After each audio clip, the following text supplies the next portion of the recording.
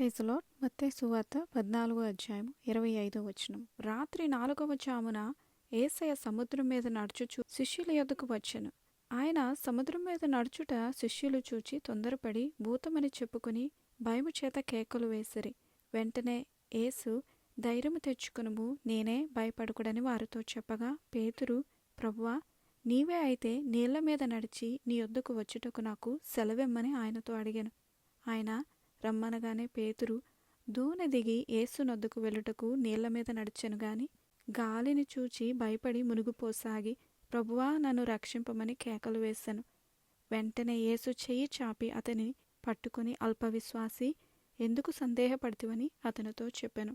వారు దూనె ఎక్కినప్పుడు గాలి అణిగాను. ఇక్కడ పేతురు యేసయ్య వైపు చూసినంత వరకు కూడా చక్కగా నీటి మీద నడవడం జరిగింది. అయితే ఎప్పుడైతే అలల వైపు చూశాడో భయం అనేది రావడం జరిగింది. మన జీవితంలో కూడా మనము ఈ అలలు అనే శ్రమల వైపు చూస్తే మనం కూడా పడిపోతాం. అవిశ్వాసము, భయము అనేది మనలోనికి ప్రవేశిస్తుంది.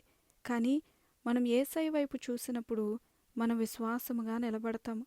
ఇక్కడ యేసయ్య చూడండి, అల్పవిశ్వాసి, ఎందుకు సందేహపడితివి అని అన్నారు.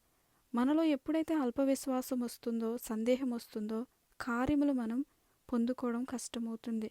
మనము కూడా పేతురులాగా పడిపోసాగుతాం. అందుకని విశ్వాసం ఉంచాలి, యేసయ్య వైపు చూడాలి. యేసయ్య చాలా గొప్ప దేవుడు.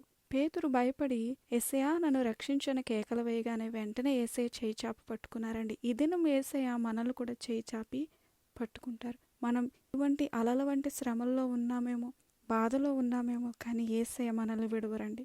చేయి చాపి పట్టుకుని మనల్ని రక్షిస్తారు. మనల్ని ఆ సముద్రం వంటి శ్రమలో నుంచి కూడా ఆయనే చేయి చాపి బయటికి రప్పిస్తారు. ఆయన మనల్ని విడవరు, ఎడబాయరు.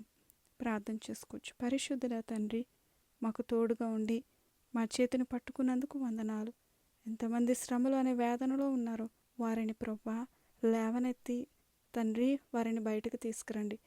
అలాగే మాలో ఉన్న అల్ప విశ్వాసమును, సందేహమును తీసివేసి తండ్రి విశ్వాసముతోనూ ధైర్యముతోనూ మమ్మల్ని నింపండి. భయము అనేది మాలోనికి ప్రవేశించకుండా తండ్రి మమ్మల్ని ధైర్యముతో నింపి నాయన మీ కొరకు నిలబడే కృపను దయచేయమని యేసయ్య పరిశుద్ధ నామములో ప్రార్థన అడుగుచున్నాం పరమ తండ్రి.